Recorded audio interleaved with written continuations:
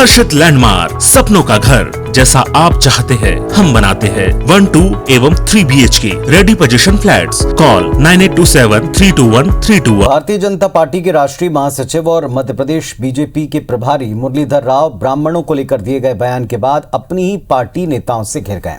उनके बयान को लेकर पार्टी के भीतर ही विरोध है। पूर्व मंत्री और पार्टी के वरिष्ठ नेता अनूप मिश्रा ने राव के इस बयान को खुलकर ब्राह्मण विरोधी बताया, इसका विरोध किया। अखिल भारतीय ब्राह्मण महासभा के सम्मेलन में उन्होंने कहा कि कोई माई का लाल ब्राह्मणों का भक्षण नहीं कर सकता।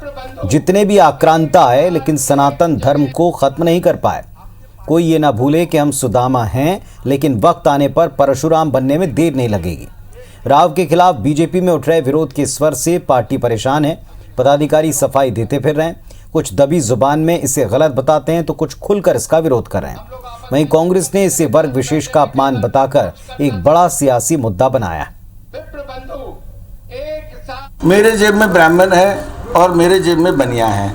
आप कहते रहे कि एक सेकंड भाई साहब सुनो ना, मेरा वोट बैंक में और मेरे कार्यकर्ताओं में, मेरे नेताओं में जब आप ब्राह्मण रहा तो ब्राह्मण पार्टी कहा और बनिया है तो बनिया पार्टी कहा। चंद्रगुप्त किसने दिया?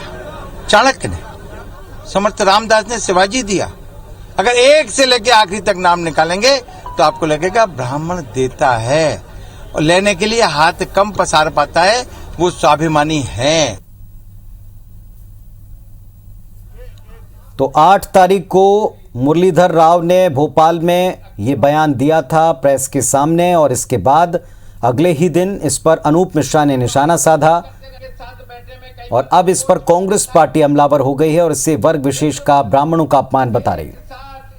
सुधीर हमारे सहयोगी हमारे साथ भोपाल से जुड़ रहे हैं। सुधीर, एक बैठे बिठाए बड़ा मुद्दा कांग्रेस के हाथ लगा है क्योंकि जो टिप्पणी की गई थी इस पे सभी सफाई की मुद्रा में।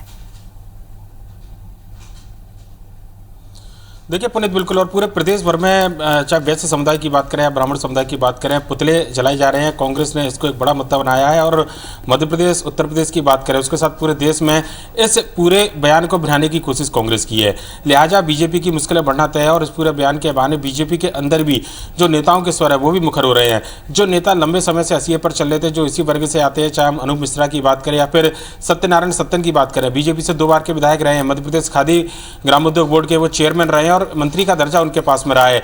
कविता के जरिए उन्होंने न केवल मुरलीधर राव बल्कि जेपी नड्डा तक पर निशाना साधा है। इसके अलावा अनूप मिश्रा ने ब्राह्मण सम्मेलन बुलाया था, उसके अंदर खुलकर इस पूरे बयान को लेकर एक चेतावनी भरे लहजे में उन्होंने अपनी बात को रखा था और ये लगता है कि कांग्रेस ने जिस तरीके से इस पूरे मुद्दे को बनाया है, आने वाले समय में ये बयान बीजेपी के लिए गले की फांस बनने वाला है। उत्तर प्रदेश के अंदर ब्राह्मणों को साधने की कोशिश की जा रही है, मध्य प्रदेश के अंदर भी SC/ST के चलते जो बीजेपी का फोकस है, कहीं बीजेपी का परंपरागत जो वोट बैंक माना जाता था, चाहे वैश्य समुदाय की बात करें या फिर ब्राह्मण समुदाय की बात करें, वो उससे दूर ना हो जाए। बीजेपी के नेताओं को अब ये चिंता भी सताने लगी है।